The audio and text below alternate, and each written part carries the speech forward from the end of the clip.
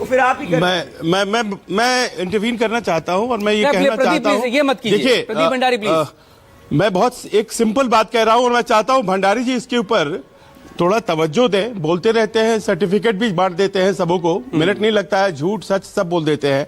कल Sergio Gor उन्होंने एक प्रेस कॉन्फ्रेंस किया था, पैक्स सिलिका की जो साइनिंग सेरेमनी थी वही एआई समिट के दौरान, उस वक्त ये सवाल उनसे किया गया तो उन्होंने खुद कहा कि देखिए ये it is the part of the deal, ये पार्ट ऑफ द डील है कि हम लोग रशिया से कम तेल खरीदेंगे। अब ये बात सही कहना है इनका भंडारी जी का कि क्या हमारी तरफ से ये कहा गया? जी हमारी तरफ से नहीं कहा गया है, लेकिन आंकड़े क्या कहते हैं? आंकड़े ये कहते हैं कि हम लोगों ने, आप उनसे पूछिए कि जितना तेल हम लिया करते थे रशिया से एक साल पहले इसी वक्त, क्या आज हम वो ले रहे हैं?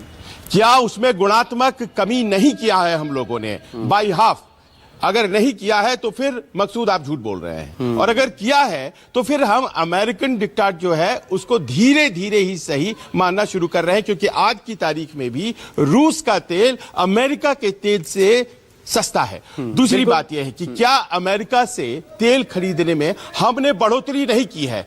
अगर हम लोगों ने बढ़ोतरी की है, पिछले साल हम इस वक्त जितना खरीद रहे थे और आज जितना खरीद रहे हैं, और ये सब सरकार के फिगर्स हैं, अगर उसमें बढ़ोतरी हुई है ना, तो फिर मकसूद आप झूठ नहीं बोल रहे हैं।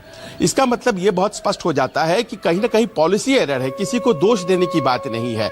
हुआ यह था कि जो लोअर कोर्ट्स थी उन्होंने सवाल खड़े कर दिए थे ट्रंप साहब के इस फैसले पर कि वो यूनिलैटरली अपने पावर्स का इस्तेमाल इस तरह से कर सकते हैं जो इमरजेंसी पावर्स हैं। वो इमरजेंसी पावर्स का इस्तेमाल करके वो जो टैरिफ लगा रहे हैं वो गलत है। जब लोअर कोर्ट ने यह कह दिया था, उसके बाद की अदालतों ने, फेडरल कोर्ट्स ने कह दिया था, तो सुप्रीम कोर्ट के फैसले का क्या इंतजार किया जाना चाहिए था? बड़ा सीधा प्रश्न है। इसका अगर भंडारी जी जवाब दे दे, अगर नहीं किया जाना चाहिए नहीं दे पाएंगे, वो उठकर चले गए नाराज होकर। जब उनसे कहा गया कि आप संजीव त्रिवेदी इसको एक्सप्लेन कर देते हैं तो वो उठकर चले गए। खैर, आप संजीव प्लीज कंप्लीट करें आप। तो मैं यही कह रहा था कि देखिए ऐसा होता है कि कहीं ना कहीं एक जजमेंट का एरर दिखाई पड़ता है।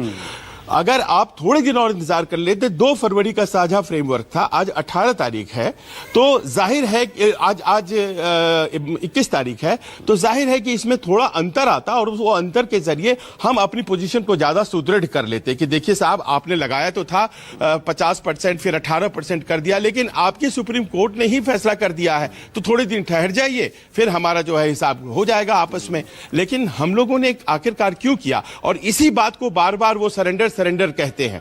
तो एड्रेस उस चीज को करने की जरूरत है मकसूद, एड्रेस उस बात को करने की जरूरत है कि आखिरकार ये हम लोगों ने समय से पहले क्यों कर लिया। आखिरकार ये तो अब सब जग जाहिर हो गया है ना कि कहीं ना कहीं अगर वो एक पखवाड़ा रुकने की बात थी तो दूध का दूध और पानी का पानी हो जाता।